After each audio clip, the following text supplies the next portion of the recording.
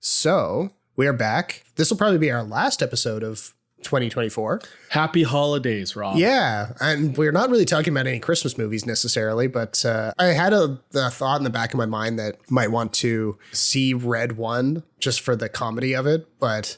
Oh my God. So every time I open up Prime, it's up there, yeah, right? They're trying it's to like push the biggest ad that they have.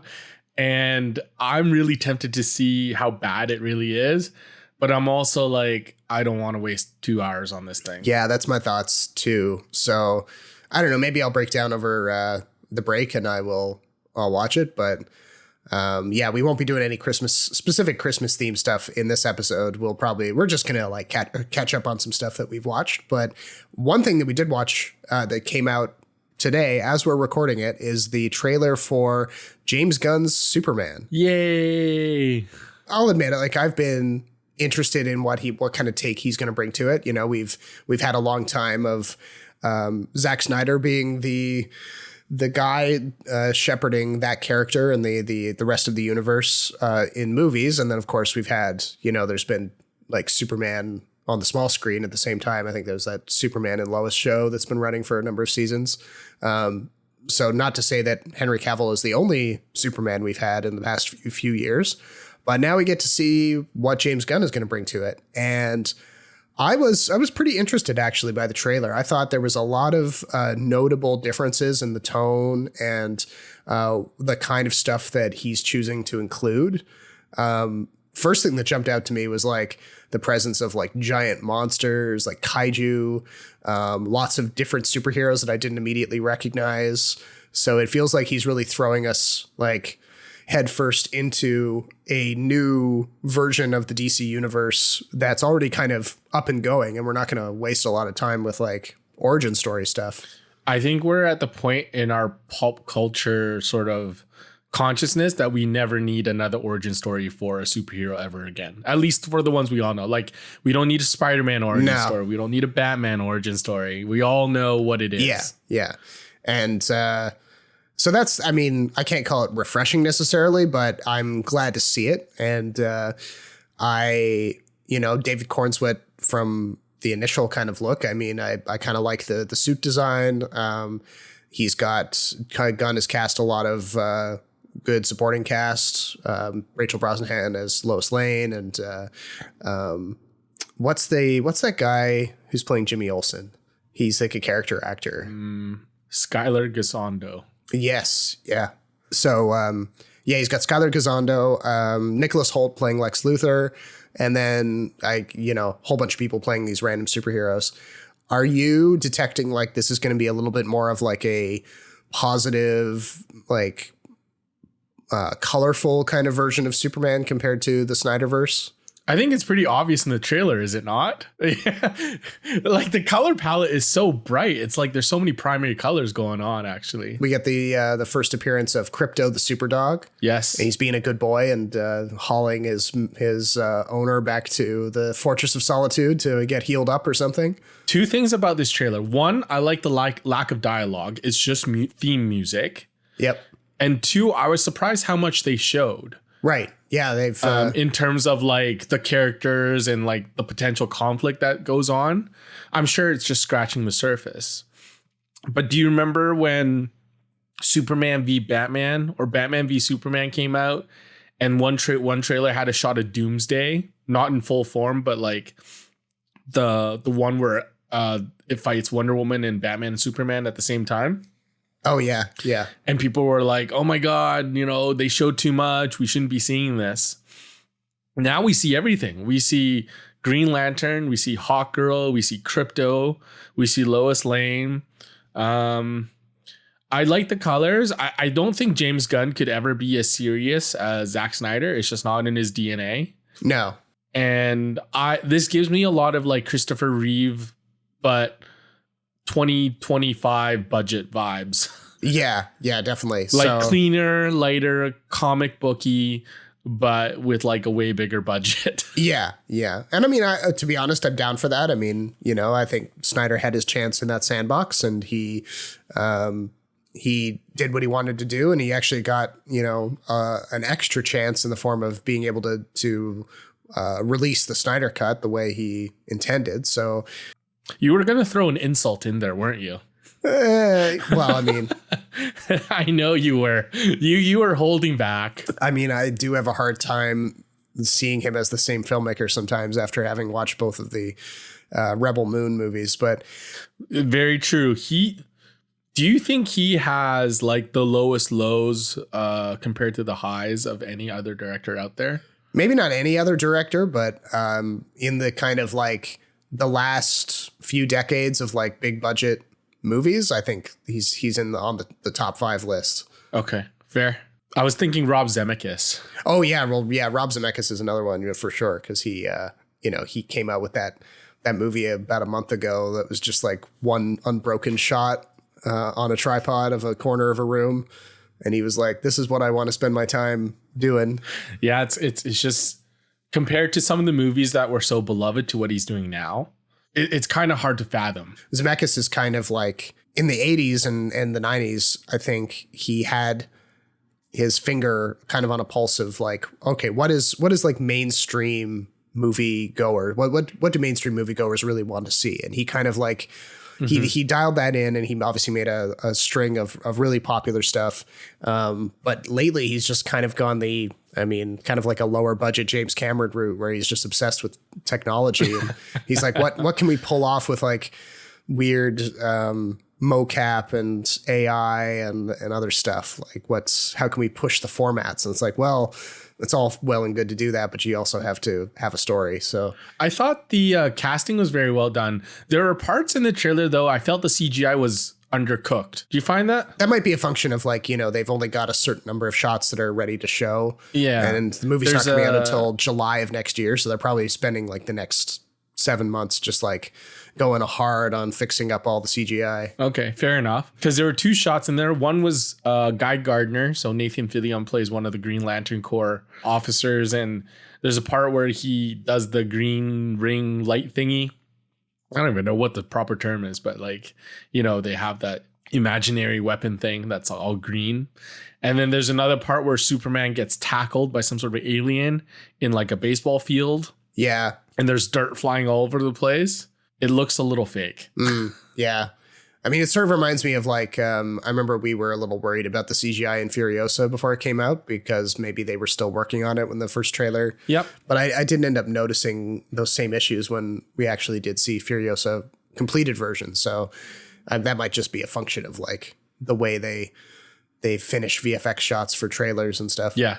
Is this the first Superman where we've seen him get beat up and bleed? I mean, did they definitely? I mean, like Henry Cavill got like a big rocky thing stuck through his chest. So true. I take that back. Yes. Yes. Doomsday's did stick like a huge pike through his chest. Yeah. But this one is interesting, I guess, because it's the first time we see him in the trailer is like, oh, he's had his ass handed to him by some supervillain force type thing, and you never really figure out which of the things we see in the rest of the trailer might be the one that he's fighting with. But yeah, they start him off on kind of like on a back foot. But yeah, I'm looking forward to seeing what July has to bring with that one. I'm a little afraid that Nicholas Holt's Lex Luthor delves a little into caricature territory. He looks a little, for lack of a better word, young. Yeah, I mean, he can't be worse than Jesse Eisenberg. So yeah, he didn't look so menacing. I liked Kevin Spacey's Lex Luthor quite a bit, actually. Yeah, I mean, despite the fact that he's played by Kevin Spacey, I mean, yeah, there was some real menace in that performance. Yes, that aside, yeah, there were certain things about the way he had like a hair trigger that always kind of stuck with me in Superman Returns. Yes, yeah, he was legit terrifying. Because he just looked like you said, a hair trick away from really just going off the rails and being really angry. But Nicholas Hoult has been playing villains a little bit more often recently, so it's he looks more like a villain anyway. Yeah, but he plays a straight up villain in this new Jude Law movie set in the 70s called The Order, which I saw at TIFF, and he was very convincing as the villain in that. He playing like a white supremacist guy in Oregon. And then there are aspects of villainy in his character in Juror No. 2 as well. So, yeah, he's been clearly trying to explore that side of his career a little bit. But should we start off the bulk of the episode and get into some of the stuff we've been watching? Yes.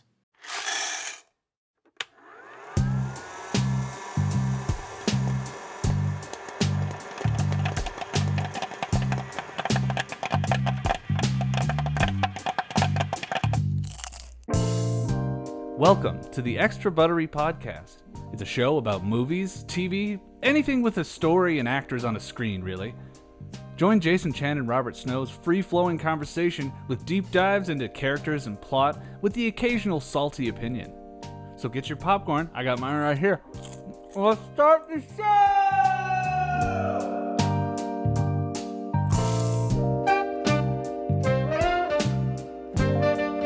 Welcome to episode 129 of the Extra Buttery podcast. My name is Robert Snow in Toronto, and I'm joined by my co-host Jason Chen in Vancouver. Hey, how's it going? Pretty good. We, in classic Extra Buttery style, we're doing a bit of catch-up. We're circling back, connecting the dots. Insert more euphemisms here.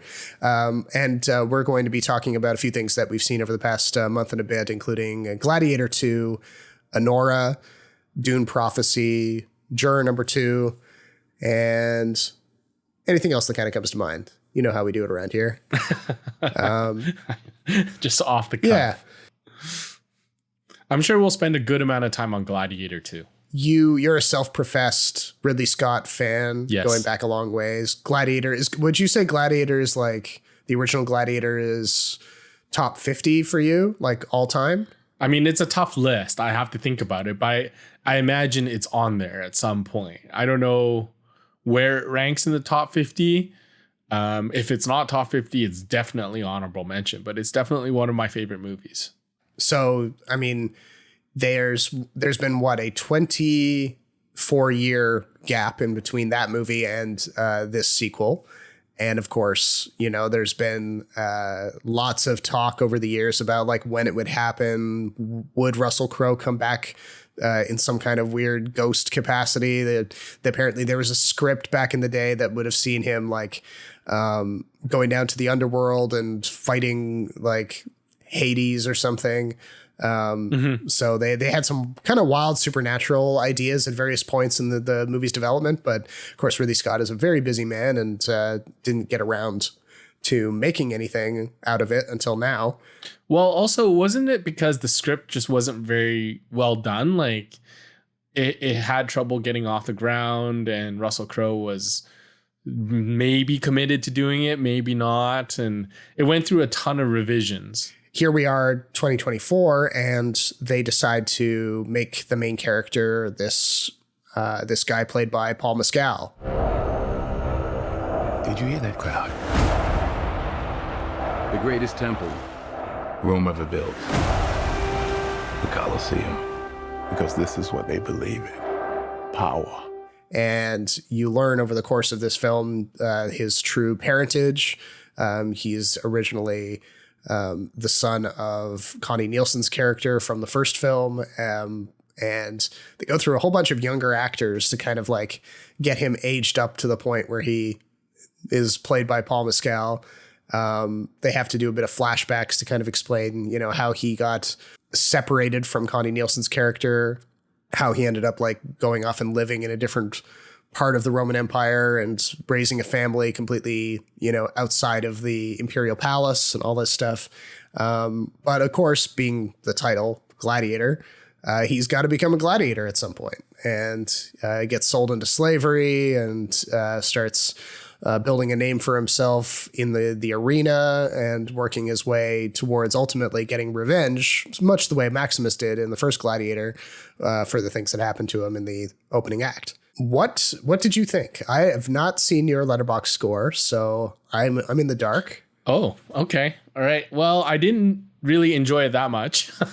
First of all, let's say that this is probably one of the more unnecessary sequels out there.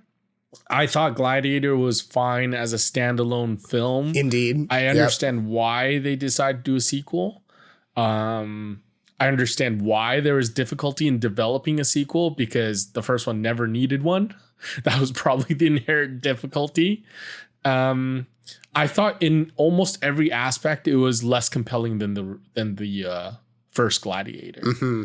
I remember going to this film, and I think I forwarded you an article. Someone had told me that the cinematographer had said that some of the cinematography in this film wasn't quite as good as the original because of the way Ridley Scott worked. How he's very quick. Sometimes he just uses multiple camera angles to get different shots rather than like lighting it all different ways from one angle. And so I went to the film and like I couldn't help but notice that sometimes. There were a lot of times where I thought the cinematography wasn't very good. Not as good as the original, because a lot of the faces and the profiles of faces or like figures in the shadows, it was hard to make out what exactly was happening or what they were trying to show. I think it's kind of a disservice at times to Paul Mescal and Denzel Washington, because I think both of them put in pretty good performances. Yeah. I don't think Paul Mescal is as good as Russell Crowe, but I also think that's partly because Lucius, the character he plays, is a far, far, far less compelling character than Maximus. And as a result, the political and sort of plot and the heft of the plot just didn't feel as significant or as heavy. I think there's a big difference when you have someone who is Maximus, who is wronged by the people he served and saw his family brutally murdered, claim vengeance, versus Lucius, basically who grew up in a privileged household, was sent away and somehow, reclaims the throne because it's his birthright. It's like Lion King, but not as compelling, Yeah. And like the story of vengeance, of having to fight your way up physically, is more compelling when it's about vengeance and not reclaiming your birthright. Yeah, but they kind of like they play around with what his real motivation is. That was always kind of fluid, eh? Like at one point he's avenging the death of his wife. Sure, that's how it starts. Yeah, that's how it starts. And then at some point he fights for his mom. Yeah. And then at one point he starts fighting for the Rome that Maximus and Marcus Aurelius envisioned. Yeah. That was always very disconnected. There was no point in the movie where he makes that jump that was clear. No, and that's one of my biggest criticisms about it too, is just that they set up a premise like, Lucius is mad at his mom for what he sees as abandoning him. The first time he sees his mom and the two actors have a face-to-face, he's spitting mad at her and doesn't want to see her again and claims that she's not his mother. The very next time that they see each other in that same location, he's all like hugging her and accepting her as his mom again. And literally nothing changed other than the fact that he was informed about Maximus being his father. And it was just like, that was enough. And like, he forgives her instantly. Similarly, like, I didn't like that plot point. No, I mean, I thought it was like, it was way too rushed. Well, just the fact that he was Maximus's son, I didn't like that at all. It's a bit of a Rise of Skywalker problem where it's like, oh, you can't be good at being a gladiator unless you have this like parentage or whatever. I liked how they played into the fact that they had an incestuous relationship. In the original between Joaquin Phoenix and Connie Nielsen's characters. I like the fact that Lucius was a product of their incestuous relationship that Connie Nielsen's character obviously did not approve of, Lucilla. I think it makes that character development much more compelling. I think the fact that Lucius is Maximus' son tarnishes Maximus's image a little bit, because he had been so faithful to his own family. And like one of the biggest motivations of him deciding to leave the army was because he wanted to go back to his farm and his wife and kid. Yeah. I think what's the biggest problem with this movie is that in the original, before Maximus dies, he gives Lucius the sign of approval. And it's supposed to end right there. Rome is supposed to be in a much better place now that Commodus has died and Lucius is set to inherit the throne. In this movie, how do you create a conflict where in the previous movie, you had already left it in such a good place? Like, you have to have some sort of conflict that took place between Maximus' death and the events of Gladiator II that spurs like Lucius into action, and is very hard to do in like exposition. I know, yeah. And then they have to, and also Pedro Pascal's story arc was like so non-existent. yes. It was so boring. It felt like his character was shoehorned in. Yeah. It's another one for the same list of like, you know, they set something up and then they wrap it up way too quickly. So like they set up the fact that he wants to lead a noble rebellion against these two evil co-emperors, but then they shut it. Which came out of nowhere too. They shut that down really quickly. They're like, oh, okay, they were just lazy about organizing this rebellion, and they get caught almost instantly and nothing happens with it. And then he gets executed. It's like, okay, great. The emergence of Denzel Washington's character as the big bad of the movie. Like, you know, they put a little bit of effort into developing these co-emperors as kind of like Commodus split in two. So it's got like, you know, all of the kind of like crazy, maybe incestuous aspects of Commodus's character, but now diluted into two guys. One is a little bit smarter than the other. And they are like a narrative problem for Denzel Washington to have to correct. So he just goes in and like kills them. Now Denzel Washington is the villain. It's like, but they had, to my view, they hadn't really set the stage for him being the final villain in the way that I would have liked. I just thought that subplot was way better than any of the other subplots in the movie. Just the part of like Washington ending up being the main villain. I thought I kind of saw that coming, because in the original Gladiator, Proximo is kind of like an anti-hero. Yes. He does kind of play like a bit of an antagonistic force to Maximus. But he doesn't have ambitions to run Rome. He just wants to put on a good show. No, he ends up being a good guy. Like that's his arc, right? That's where he turns. It's not fleshed out very well, but the idea of like Denzel wanting to have as much power as he does at the end was very believable, and I think very natural for his character. The part that I didn't understand, or maybe didn't quite buy, was him outright murdering the two emperors, basically. Right, yeah. Like I thought he'd be more like a puppet behind the scenes rather than, you know, spoiler alert, but like outright killing them. I think the two co-emperors, their story was definitely underbaked. Yes. I think they could have done more with the characters. They were there to chew up scenery.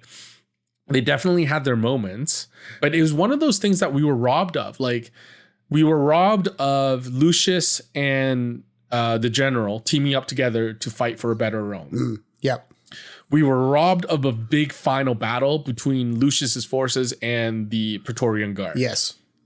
That last scene at the river, at the entrance of Rome, where the two armies gather, I was fully prepared for them to like go full on, you know, but I guess they ran out of money. I don't know. Yeah, but I mean, and runtime. That's the kind of the overall vibe that I got from the movie was just this sense of like, and I mean, you see it in certain other of Ridley Scott's recent movies too. Like he feels like he's in a rush to do something. Yes, the whole movie felt like everything about the plot and characters felt rushed, but the movie felt long. Yes, and that was part of the problem. It's also paradoxical. I know, and also like I really like Connie Nielsen in the original Gladiator. I thought she was horrible in this. I thought the script was not good to her. The whole political subplot was half baked. There at one point she like pushes in a secret stone to open like a secret doorway. Yeah. And I'm just like, what the hell happened to like, I know it wasn't realistic, but like this becomes all of a sudden like a fantasy film to me. Yeah. Yeah. It's got like sword and sorcery and stuff. Yeah, exactly. I don't know. For something that's been basically gestating for 24 years, I can't believe this is the best they could come up with. Yeah. And there's tons of like little weird gaffes too. Like, you know, they have, in the big scene with the ships in the flooded Colosseum, they have I think it's what's his name, Matt Lucas, the orator guy. He's like, now witness these gladiators sacrifice themselves for Poseidon. And I'm like, well, hang on a second. Poseidon is the Greek god of the sea, not Neptune. They would be saying Neptune, wouldn't they? And it's like, that's a nitpick, but it's like, it's a bit of a a symbol of like the rest of the movie, where it's just like, oh, we don't care even to get like that one little name right. We just got to keep going. Got to get this movie out the door, you know? Yeah, the Roman and Greek god names are different. Yeah. So even the action sequences I didn't find as good as the first one. no, they like the arena scenes wrap up really quickly. I was looking forward to the shark fight, but it didn't really satisfy the bloodthirsty moviegoer in me. Yeah, well, I mean, Paul Mescal's character is never really in any danger in that scene from the sounds of or from the looks of things. Like, you know, a few other random guys get killed and they get tipped into the water and get turned into shark bait. But then, you know, it doesn't really seem like the movie is all that interested in the outcome of that fight. Lucius and Maximus are two very different characters, in my opinion, with two very different backgrounds. But yet the plot points are all very much the same. And I fight against that because they shouldn't be. They should have vastly different journeys. Lucius should never be a gladiator. No. I mean, the fact that he is even Lucius caught me off guard. That was, I think, I don't know if that was supposed to be a spoiler and they just kind of ran with it when it got revealed, or if it's just all part of their marketing campaign as well. But I think I would have preferred a story if Lucius wasn't part of it. This is the Skywalker problem. Why does every single main character have to be related to Maximus or Skywalker? Yeah, exactly. They don't. It's the spirit of Gladiator that we're talking about, not the bloodline of Gladiator. Yeah, and I would have been maybe more interested in a Paul Mescal character who was like, you know, a slave from birth, and he worked up his way through the arena because he like...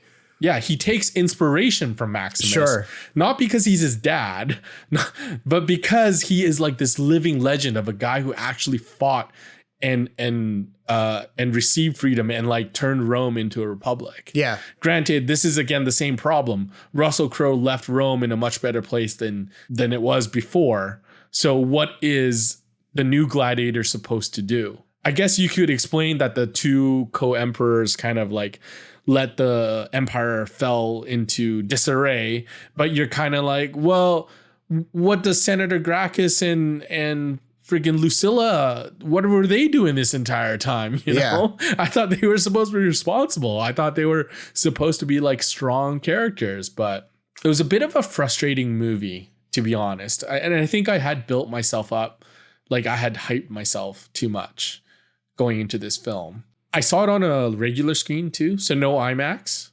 none of the big sound, big screen, which I think did take away from some of it. But also, I'm glad I didn't spend like $20-something watching the IMAX version, because I didn't feel there were any scenes that felt like, wow, you know, that made me go, wow, this is such a great shot, or wow, this is so grand, you know?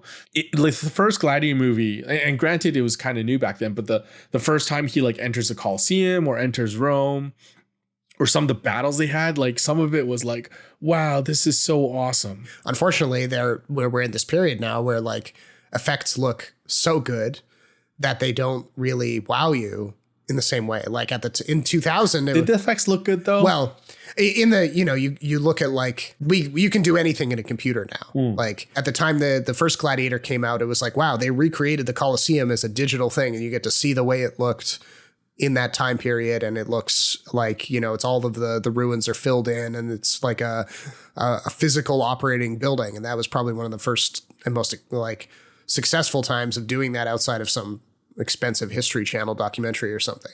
So like you're like, wow, I've never seen anything like that before. But then 24 years later, we've seen space battles in Guardians of the Galaxy, and we've seen a whole bunch of Avengers running at each other in Endgame, and like, you know, it's hard for anything to kind of like capture our attention, because we have ultimately seen everything in a way.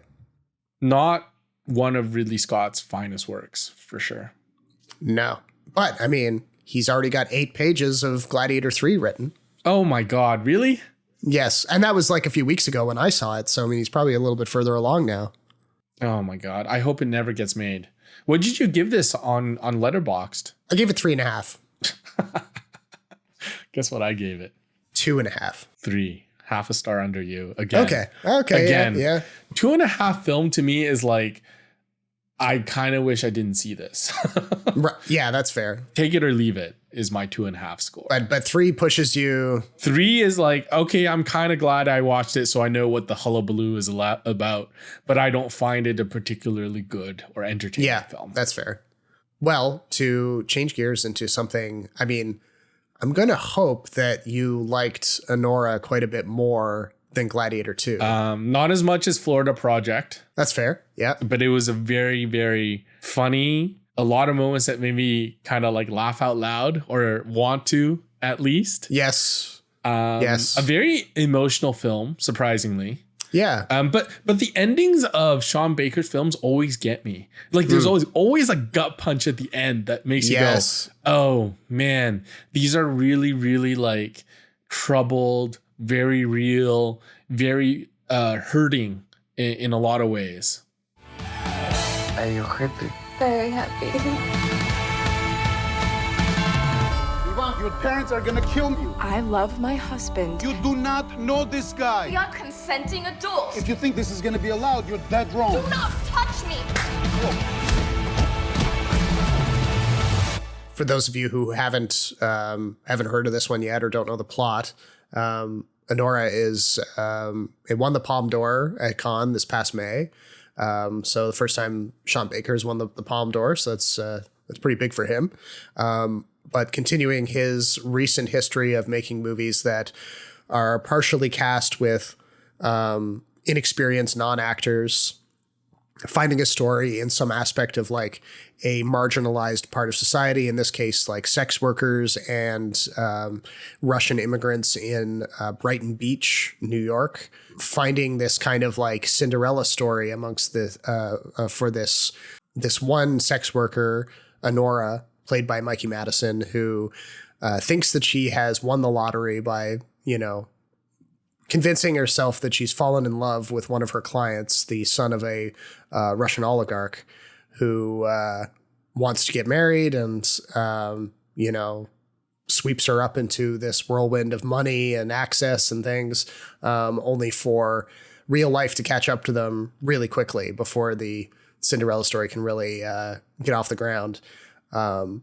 And even though there's like gangsters in this and shady characters and potentially like life or death stakes, if pushed far enough, you're never really worried about ANORA's character, Mikey Madison, necessarily. Like the goons who come after her and her husband seem more buffoonish than threatening. Really, eh? I got the different feeling, actually. Really? Like you felt a little more...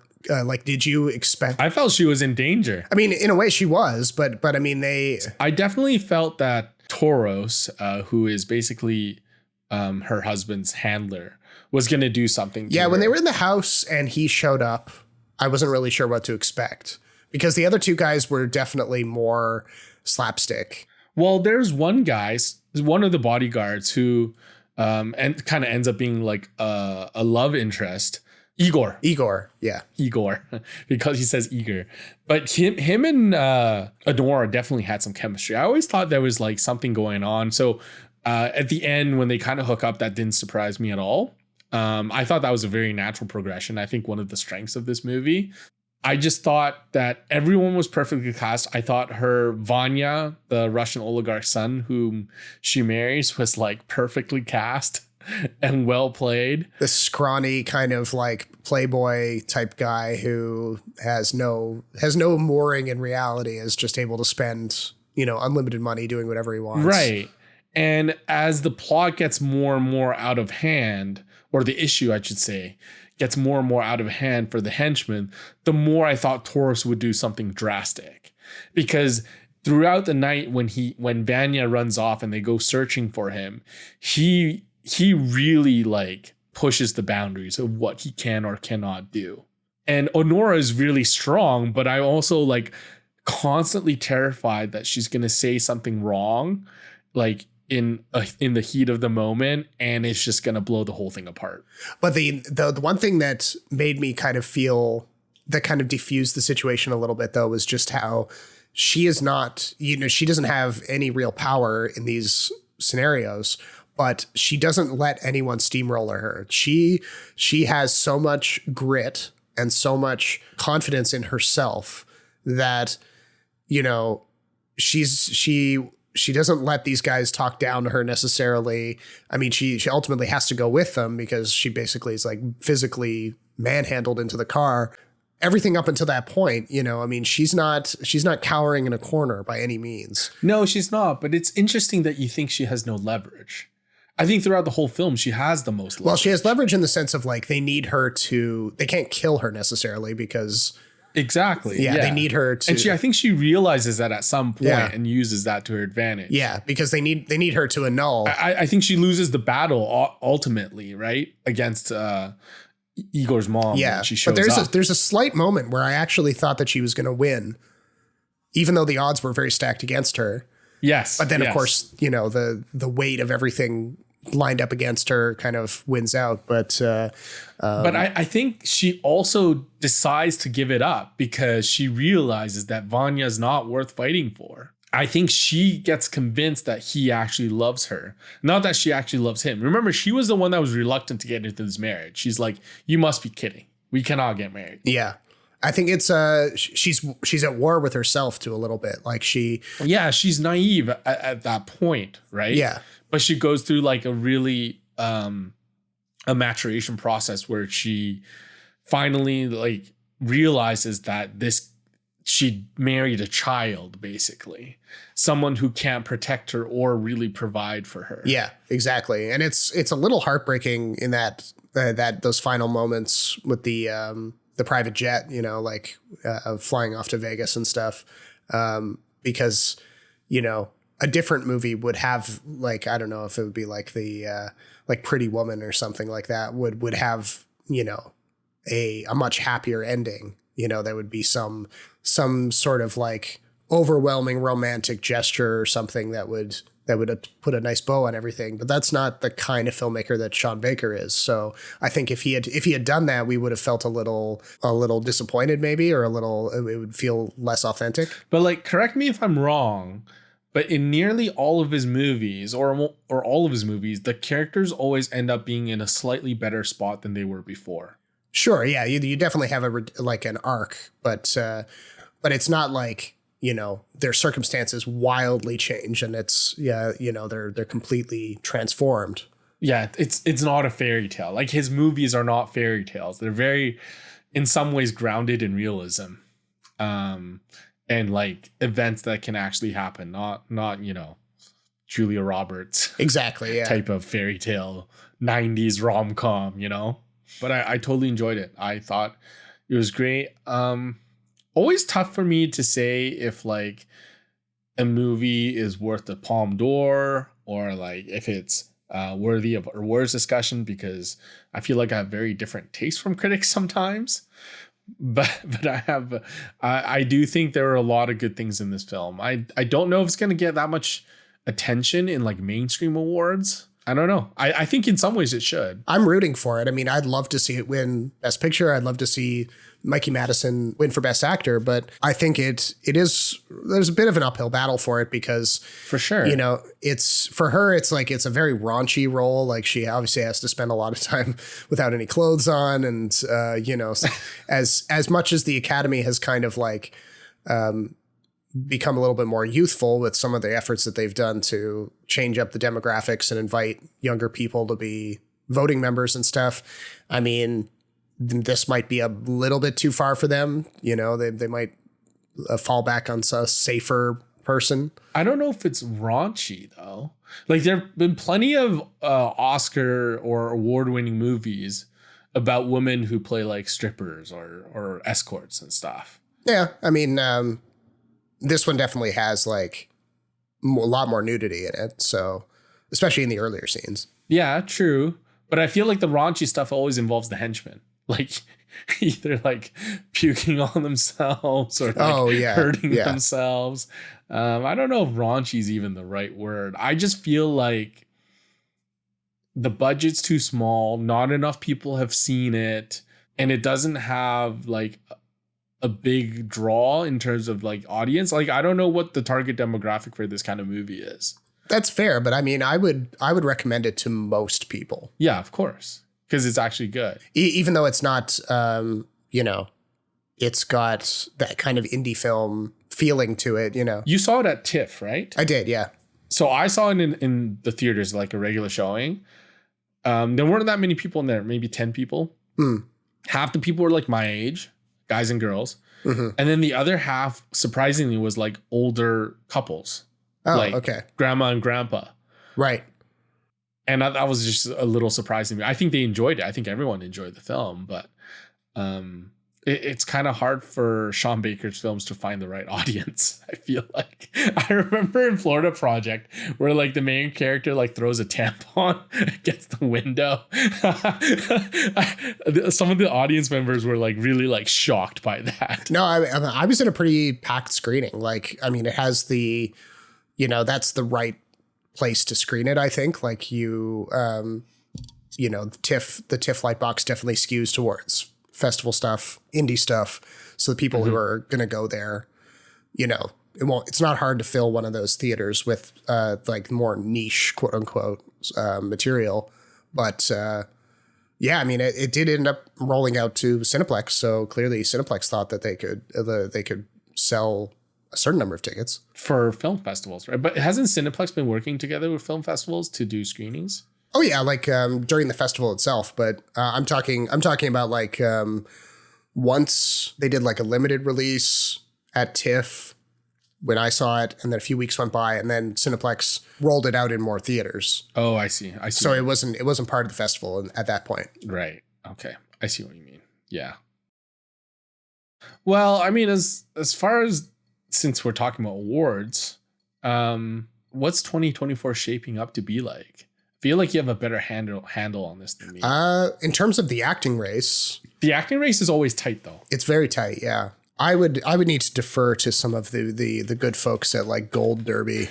Because if you look at, I mean, box office gross is a terrible way of like judging films, but I mean, there's nothing in the big box office that really stands out to me. Like as far as like awards go, maybe like Dune Part 2 has the prestige, maybe Wicked, but I haven't seen it. So okay, so Gold Derby, which is a site that specializes in awards race predictions and stuff, they have ANORA up at the top of the Best Picture list for winning. No way.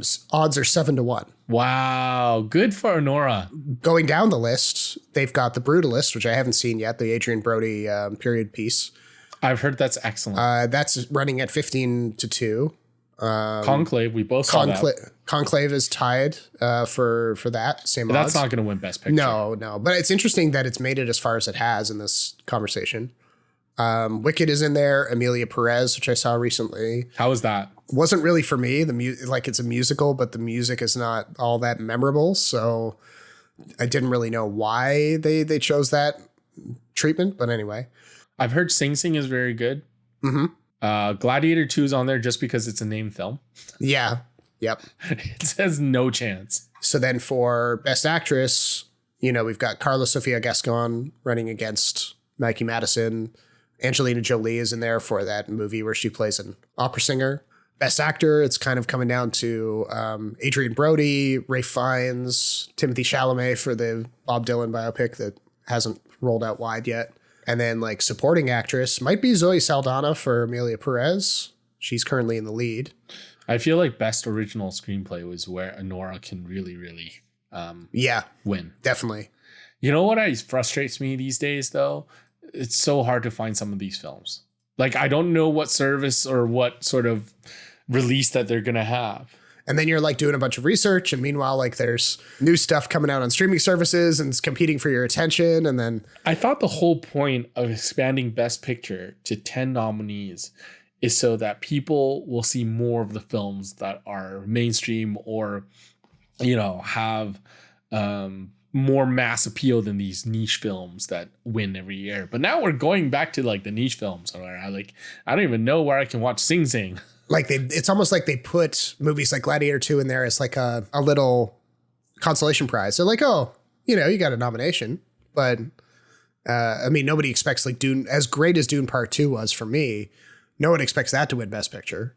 It'll clean up the technical categories probably, but like a lot of those sci-fi epics do. That movie is still like what, top 5 of the box office for 2024, and well, that's what I meant by like box office. Like among the box office earners, that's the only one that really gets serious award consideration. And now like the Golden Globes, they tried to address that. They actually introduced like a box office achievement category recently, which is a funny category, but I can't see how it doesn't go to Deadpool and Wolverine.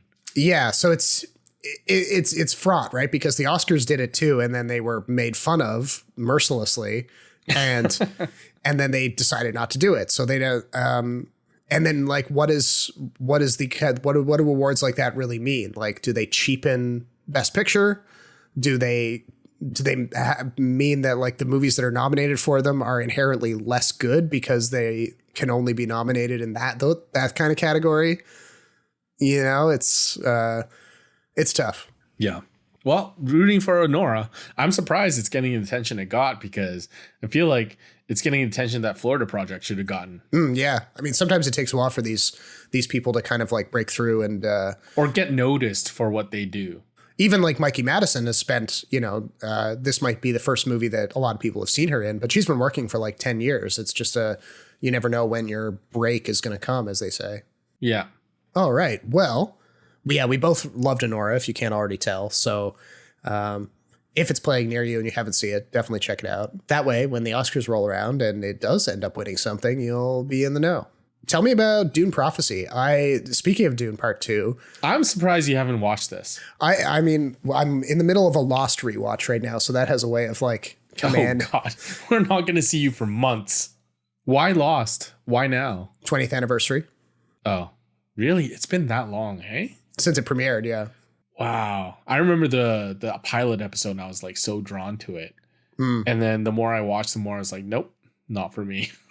Well, I'm breaking it up. So like, we'll watch one episode of Lost, and then we'll do an episode of another show we started, What We Do in the Shadows, the TV show. How do you like that show, by the way? I like it a lot. I think they just finished their run. They just had their series finale earlier this week. And apparently it's been very highly received throughout its run. So, we're partway through season 1 now, and we're liking it a lot. So I have trouble finding it funny sometimes. Not every joke is kind of like laugh out loud. There's certain episodes where I'm like, there's certain episodes where I'm kind of like bemused. That's fair. But I'm not like so totally into it. It's a very dry sense of humor, of course. But anyway, okay, so back on topic, Dune Prophecy. That illustrates, though, how hard it is to stay on top of everything that's coming out. And so, like, I knew Dune Prophecy was coming out for months. I'd seen several trailers. The sisterhood draws women from many worlds to advance our species and govern the future. The Imperium is fragile. The great houses fight for control. The folks at WB are trying to definitely pitch this as like in the same world as the Timothée Chalamet, Denis Villeneuve movies. So the production design is the same. It's supposed to be Villeneuve's world, but is he just like an executive producer on it? He didn't do any directing or anything. I don't think he did, but it's definitely very much his world. Like aesthetically, it's his world. I think there are certain shots that are clearly CGI. I think that's for budgetary reasons. It just doesn't have the polish of the movie. But it's set 10,000 years before the events of the first Dune. Correct. So well before Paul Atreides' ascension, basically. But it tells you how the seeds were laid into the various political houses aligning the way they do, and the whole like conflict that precedes Dune, the movie. So it's basically the birth of the Bene Gesserit. The problem with this show is that there's far too much exposition. You have to be pretty well versed in the Dune universe to understand what's going on. And even when you do, and I feel like I'm decently well versed in the universe, like I know what happens before and after the events of the Dune movies. And I still find it a little hard to follow sometimes. The acting is good. I get what they're trying to do, but sometimes when there's so much exposition, it's a little hard to follow. It's a little hard to get into. And sometimes I feel like, and granted, I haven't finished the series yet, it's not over. It is hard to decipher some of the character motivations and some of the things that they do in the show. And maybe it'll become more clear later on. It's forced to come to a certain conclusion, right? So it has to like, everything has to point in that direction sometimes. And they try to like, you know, do a little head fake here and there, do some little subplots and twists and turns. I just find it's very hard to believe and hard to get into it. Yeah, I heard somebody I follow on Blue Sky was saying that it's a lot of talking in rooms. Yes. But the rooms are beautifully designed and are great eye candy. Yes. But I wonder too, like, is there an aspect of some of the drama not hitting as hard because we already know ultimately where the story will go? Yeah, but even then, I find Dune, the whole process of the Bene Gesserit doing all this political manipulation, really interesting. Because it's kind of like Game of Thrones without the nudity and the beheadings. Right. There's a lot of politics at play. You know how it ends up.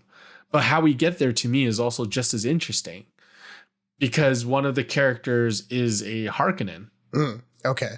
And so it's very interesting how they end up ultimately become the villain. Oh, okay. So do they kind of show the Harkonnens maybe in a slightly more sympathetic light? Not sympathetic light, but they're just one of the houses that are politically manipulative. Oh, okay, sure. They're not the outright, immoral, killers that they are in the movies. Okay. There's some resemblance of humanity in them. Well, do you get the sense that it'll get renewed? Do we know if it's going to do a second season, or is this a miniseries one and done? Oh, it is renewed for a second season. They just announced it this month. Oh, wow. Okay. Yeah. I think you should give it a shot just because you're a big fan of the Dune universe. I'd love to know what you think. Again, the Harkonnen storyline is quite interesting to me. So, do you know the history of the Bene Gesserit? I should be asking you this. Do you know the history behind it? I don't know the origin, but I do know that like they're founded. Their like main thing is bringing about this this prophecy, which is hinted at in the title, of course. The ultimate ruler has to be, produced from their ranks, but they want it to be female, and of course. That's where it all goes wrong for them when Paul gets born. So do you want me to just like give you like a little tiny spoiler? It's not really a spoiler anyway. It's the main sort of premise of the plot, but is it in the first episode? Yeah, basically the two sisters that formed the Bene Gesserit. You know which house they're from? Harkonnen? Yeah. Oh, okay. So that's why it makes it interesting. But there's just so much backstory and exposition. Like of the things that lead up to doing what they do. Right. Okay. There's a lot of flashbacks in the first episode. Well, that is, I'm glad to hear that it's not, it's not some sort of like weak spinoff or anything, and that it's actually got a little. Yeah, it's not weak for sure. It's just, it's hard to do a show like that, Yeah, and live up to the production quality of a Villeneuve movie for sure. I mean, it's no easy task. Well, continuing with things that only one of us have seen. I saw Juror number 2 a few weeks ago. What are you telling me? Maybe I didn't hit it, dear. Let me just ask you one thing. Did you guys ever look at any other suspect? Some people are asking, is this going to be Clint Eastwood's final film? He is very, very old. But I feel like Clint has yet another in him. Of course he does. This guy's tireless, like Ridley Scott. Yeah, he's going to die in the director's chair. They'll have to like cart him off the set in like a pine box or something, But this movie is definitely it's like an old school courtroom drama, as the title would indicate. The story of a murder trial where Nicholas Hoult plays a guy who is selected for jury duty. And we learn that he he has a background as an alcoholic. He's a recovering alcoholic who got into a few car accidents when he was using alcohol, but he has since recovered or is in recovery and has married a teacher played by Zoe Deutsch, and they have a baby on the way. But he's summoned for jury duty, and he discovers over the course of the first few days of being on this jury that it's possible that he may actually have been driving a car that struck and killed the woman that the state thinks has been murdered by her boyfriend. So he has this secret, and he's not sure what to do about it because he knows that his background as an alcoholic and having gotten into car accidents before would mean that his whole life would get completely upended. He could be charged with murder himself, basically, if he came forward. And obviously he does not want that. I like the premise already.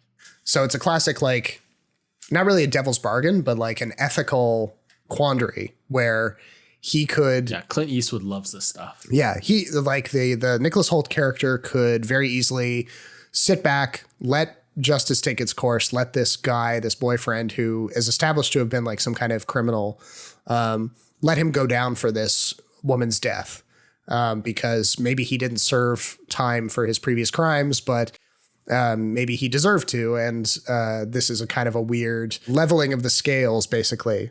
But then, you know, it's the conscience, it's the voice in your head, the voice on your shoulder telling you that to do the right thing. He, against his maybe better judgment and his own like self-interest, Nicholas Holt's character starts kind of influencing the rest of the jury to kind of look into the evidence and really question what they're being presented with by the prosecutors played by Toni Collette. So it's not a movie that has like a lot of crazy subplots on the go. There's not, really a B plot necessarily. This is why Clint Eastwood films are good, though. It's because he's like really straight to the point. Yeah. He takes like a pretty simple issue and he sort of like ruminates and expands on it quite a bit. Yeah. And he just kind of lets the actors go. And, he's often described as an actor's director. So he just, he sits back and he lets the actors take their best crack at a take. And then, he famously tries to get things done under budget and ahead of schedule. And it's very rare that he'll ask an actor to give it another crack. So something about his process really works because he continues to get good actors signing up to work with him. And the movies don't make a huge amount of money, but, I guess they're definitely the kind of thing that plays well on streaming once they finally come out. The issue with this movie, though, is that I think Warner Brothers, who's been Clint's partner for decades by this point, Warner Brothers. Oh, they screwed up the marketing. They didn't release it. Yeah, they released it in like very few theaters, and they basically said the typical like Warner Brothers type of ploy, right, where they almost are working against the movie's interests by making it actively hard for people to find it, even though it's a bit of a straightforward crowd pleaser type movie. So not really sure what they're playing at, but it's too bad. I mean, if this does end up being Clint's last movie, it would be kind of sad to think that like not enough people saw it just because of weird shenanigans behind the scenes. Among Clint Eastwood's movies, where does this rank? Not super high for me. Like, I mean, I think things like, what's the Morgan Freeman one with Nelson Mandela? Invictus. There you go. Or like $1 Million Baby is obviously really high up on a lot of people's lists. Mystic River. Mystic River is amazing. I think that's my favorite Clint Eastwood movie. That and maybe Letters from Iwo Jima. Yeah. So yeah, that and like his war movies, obviously. So not super high on the list, but he's directed like 40 or 50 movies. So it's probably in the top 20. But like a lot of his movies that he directed, I never really saw. Like stuff from like the 70s and 80s. Yeah, he directed stuff like some of the stuff that he starred in, like In the Line of Fire and Firefox and things when he was still playing like Space Cowboys and Space Cowboys, like things where he was still like, I'm too old for this shit kind of roles.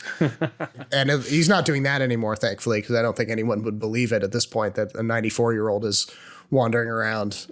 Tell that to Denzel in The Equalizer. Yeah, I know. Or tell that to Liam Neeson. Is he still doing those action films? He is, yeah, I think so. But lately it's like, what if Liam Neeson was the badass that you remember from Taken, but he's getting dementia? They literally did a movie. It's called like Memory or something.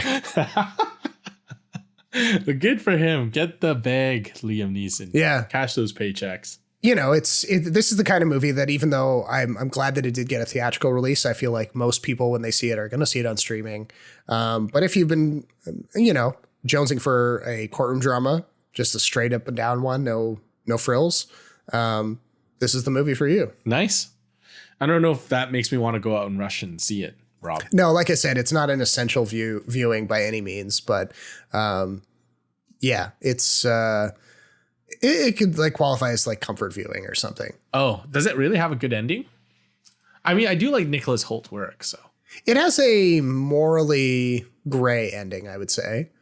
Okay, I like that part about Eastwood's films, though. And there's an open question about what one of the characters is going to do. So, okay, I kind of like that though. You don't like that? No, I'm glad that they went with that ending rather than something like overly squeaky clean or something. So, yeah. You know me, I like the sometimes morally ambiguous stuff. Yeah. I mean, it's always more interesting. So, yeah, agreed. Is there anything else you wanted to touch on before we wrap up? Next episode, I think we'll have a really good idea, and then we'll go over some award stuff. Maybe. Things that I am really excited to see, though, definitely Mickey 17, the new Bong Joon-ho. The trailer, at least, kind of hits that dark satire kind of tone for me that I like from some of his movies. I got to carve out 3.5 hours for The Brutalist. It's that long, though? They have an intermission, apparently. Built-in intermission, so you don't see that every day. Yeah, you don't. Okay. All right. Well, I'm going to have to, mentally prepare myself for that, too. Adrian Brody might win his second Oscar. It's true. It's funny that the Oscars that he wins are always like war refugees. Well, I think that about does it for this episode. Come on back in January for our 2024 wrap up and some of our initial thoughts about where the Oscar race is headed. But until then, my name is Robert Snow in Toronto. And my name is Jason Chen in Vancouver. Thank you for listening, and we'll talk to you next time. Happy holidays. Yeah, happy holidays.